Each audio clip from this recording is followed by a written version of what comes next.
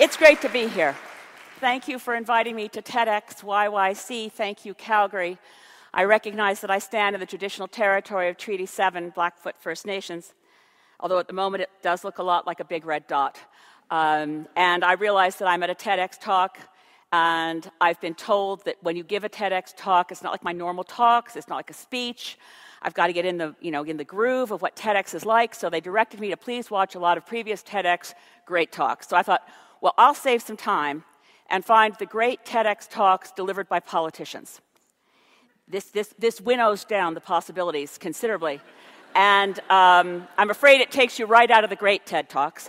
And you start realizing that either they don't associate politicians with innovative thinking that's entertaining and inspiring, or most politicians have the common good sense not to walk on stage essentially naked with their ideas, stand on a red dot, and try to talk to you through the lights. You can't see anybody. It may just be that I'll find out later whether it's politicians who self-select out of TED Talks or TEDx people who have the sense not to invite us.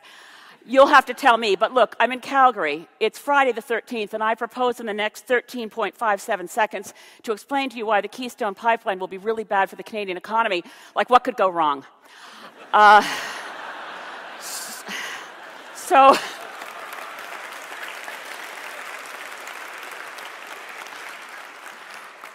I really have been given I want to talk to you about something I do care a lot about, which is Canada's economic future, our economic health, our wealth, and our future well-being, which has a lot to do with a single problem, which is a multifaceted problem, which is called innovation and productivity. In a nutshell, every economist in Canada agrees that we are lagging badly on innovation and productivity. In fact, it's something of a crisis. People use words like terrible, stagnant, pathetic, and this is all economists. I mean, it's very rare to get unanimity among economists on any topic, and on this, they are unanimous like a chorus. The Conference Board of Canada recently did a study to see, okay, of the 16 largest industrialized economies, where does Canada rank in productivity? And they did this chart 1 to 16, and like, we're here, we're 13. Okay, so we're behind Switzerland, Sweden, the US, France, Germany. I mean, okay, good news, we're ahead of Belgium. It's not terrible yet, but those figures also show that things are getting worse. If you look back and you look at where we were, and this is a relative term that's used by economists, of where Canadian business ranked relative to the productivity of the business sector in the US, in 1984, we were 90%, pretty good. By 2007, we were at 74%. It's not good. And what it means is not just a loss of percentage points, it's a loss of billions of dollars to the Canadian economy, a loss of jobs, a loss of productivity. It's not good. Nobel Prize-winning economist Paul Krugman has said, productivity may not be everything, but in the long term, it's almost everything. This stuff really matters. So economists have been tearing their hair out, wondering, what did they do wrong? Where did they go wrong?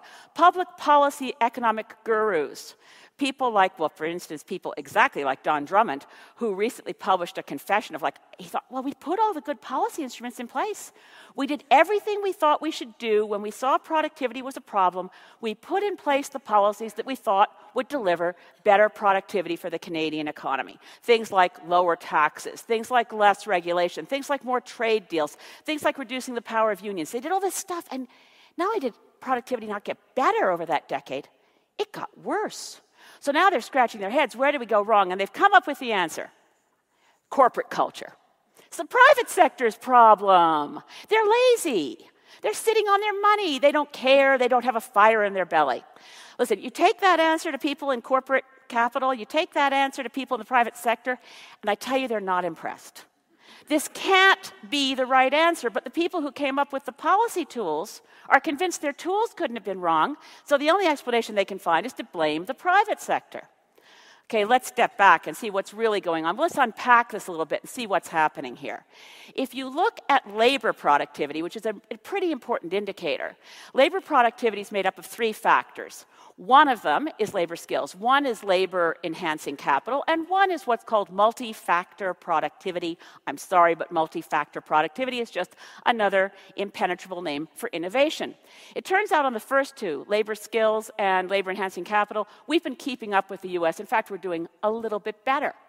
But on innovation, flatlined. Ever since Statistics Canada has kept track of this, we've made no improvement at all. What the heck is going on with innovation? Well, you look at the sectors where innovation tends to have been happening, and it had to do with, for instance, anything to do with value added. Manufacturing. Value-added sectors boost innovation. They spend more on R&D. They're looking around for things. So it's pretty relevant that over that same period of time where innovation and productivity was declining, our economy was tilting to more export of unprocessed raw resources, less value added. Here's the stat. At the end of the 1990s, according to Statistics Canada, 60% of our exports were value added. Today, 40%. So we're tilting towards raw resource exports, things like bitumen that hasn't gone through refineries yet, things like logs that haven't gone through mills yet.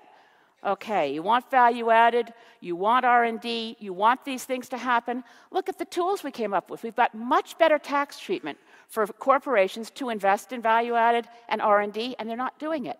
Why? What's the driver? Where is it? What's missing? Well, it seems to me we ought to change the narrative. We want Canada to have a healthy economy. We want to build on our resources. So don't ship them out raw.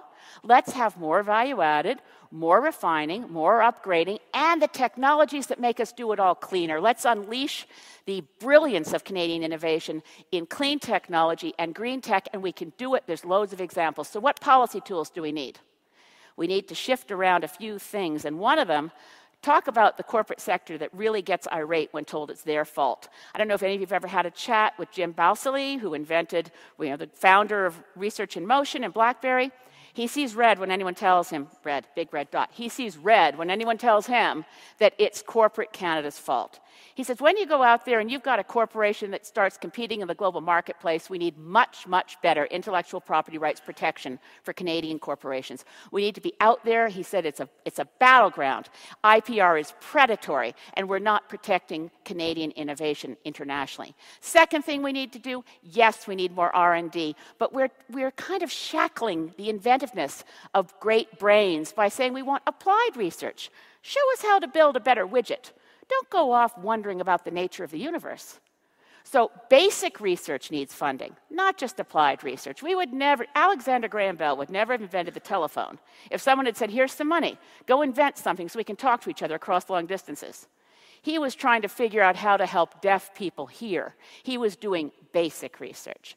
Third thing we need to do, we need to unleash some venture capital to help people take risks. People will say, well, there's no new money. What do you mean unleash venture capital? It's risky. Well, it happens that having reduced Canada's corporate tax rate to half that of the United States, we now have the lowest corporate tax rate in the industrialized world.